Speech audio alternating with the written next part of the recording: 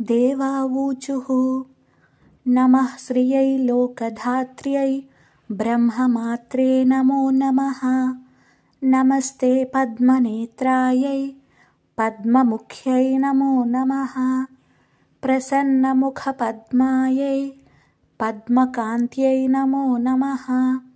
नमो बिल्ववनस्थायै विष्णुपत्न्यै नमो नमः।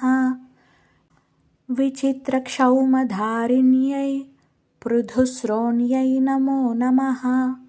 पक्वबिल्वफलापीनतुङ्गस्तन्यै नमो नमः।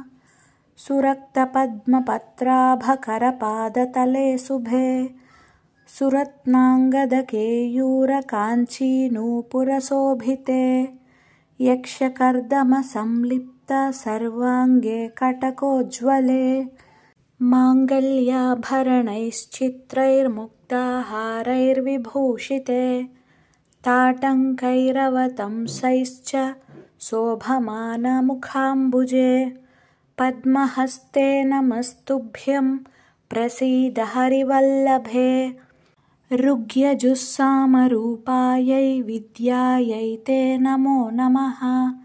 प्रसीदास्मान् कृपादृष्टिपातैरालोकयाब्धिजे ये दृष्टास्ते त्वया ब्रह्मरुद्रेन्द्रत्वं समाप्नुयुः।